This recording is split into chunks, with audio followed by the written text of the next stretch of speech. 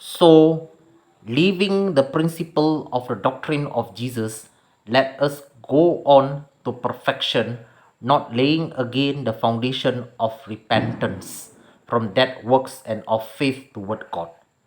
of the doctrine of baptism and of laying on of hands, and of resurrection of death, and of eternal judgment. And this we will do if God permits. For it is impossible for those who were once enlightened and have tasted of the heavenly gift and were made partakers of the Holy Ghost and have tasted the good word of God and the power of the world to come, if they shall fall away, to renew them again to repentance, seeing they crucify to themselves the Son of God afresh and put him to an open shame.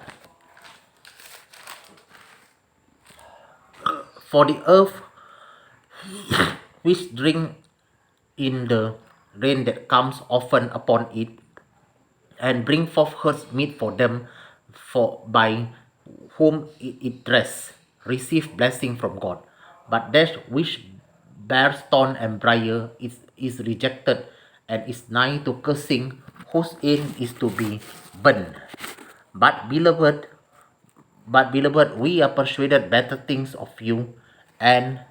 things that accompany salvation, though we thus speak.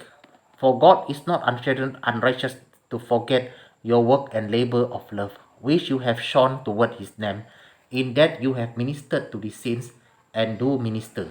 And we desire that every one of you do show the same diligence to the full assurance of hope to the aim, that you be not slothful, but followers of them who through faith and patience inherit the promises. For when God made promise to Abraham, because he could swear by no greater, he swore by himself, saying, Surely blessing I will bless you, and multiply I will multiply you. And so, after he had patiently endured, he obtained the promise. For men verily swear by the greater, and oath for confirmation is to them an end of all strife. Wherein God, wherein God, willing more abundantly to show to the heirs of promise the immutability of his counsel, confirmed it by an oath, that by two unchangeable things in which it was impossible for God to lie, we might have a strong consolation who have fled for refuge to lay hold upon the hope set before us. Which hope we have set an anchor of the soul, both sure and steadfast, and which enters into that within the veil, uh, where the forerunner is for us entered, even Jesus made an high priest forever after the order of Melchizedek.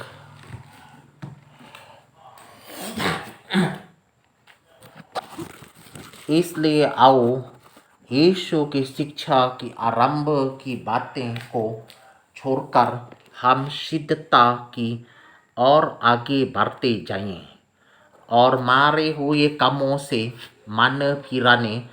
और परमेश्वर पर विश्वास करने और बपतिस्मा और हठ रखने और मारे हुओं के जी उठने और अंतिम न्याय की शिक्षा रूपी नींव फिर से ना ढाले। यदि परमेश्वर चाहे तो हम यही करेंगे, क्योंकि जिन्होंने एक बार ज्योति पाई है और जो स्वर्गीय वरदान का स्वाद चख चुके हैं और पवित्र आत्मा के भागी हो गए हैं और परमेश्वर के उत्तम वचन का और आने वाले युग की सामर्थ्य का स्वाद चख चुके हैं, यदि वे भटक जाए तो उन्हें मन फिराव के लिए फिर नया बनाना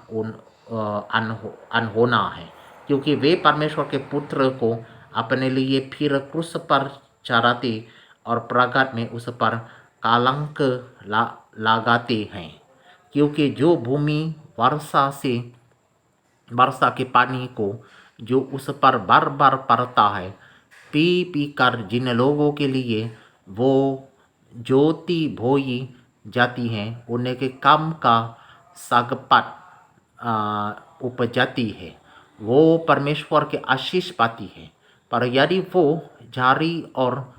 अंकारे उगाती है तो निकम्मे और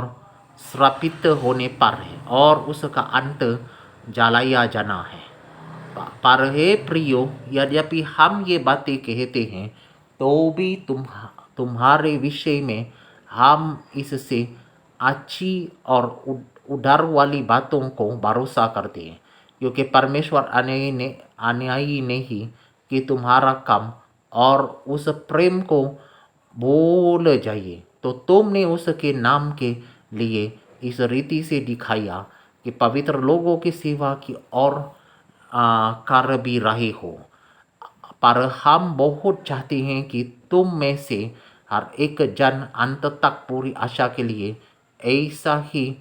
प्रयत्न करता रहे, ताकि तुम आलसी ना हो जाओ, वरन उनका अनुकरण करो जो विश्वास और धीरज के द्वारा प्रतिज्ञाओं के वारिस होते हैं। परमेश्वर ने अब्राहम से प्रतिज्ञा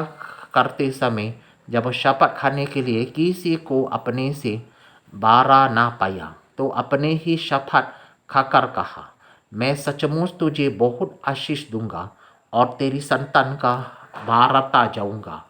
और इस रीति से उसने धीरज धरकर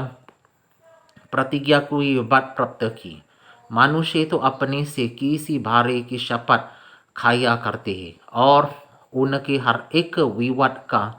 फैसला शपथ से पक्का होता है। इसलिए जब परमेश्वर ने प्रतिज्ञा के वारिसों पर और भी साफ रीति से प्रकट करना चाहा कि उसका उद्देश्य बदल नहीं सकता, तो शपथ को बीच में लाया, ताकि दो वे बदल बातों के द्वारा जिनके विषय में परमेश्वर का झूठा ठहरना अनहोना है, दृढ़ता से हमारा ढरस बंध जाए, जो शरण लेने को इसलिए ढो रहे हैं कि उस आशा को जो सामने रखी हुई है प्राप्त करें। वो आशा हमारे प्राण के लिए ऐसा लंगर है जो स्थिर और दृढ़ है और पर्दे के भीतर तक पहुंचता है, जहां यीशु ने मलकीसिदक की रीति पर सदा काल का महायाजक बनकर हमारे लिए अगुआ के रूप में प्रवेश किया है। ऑलराइट,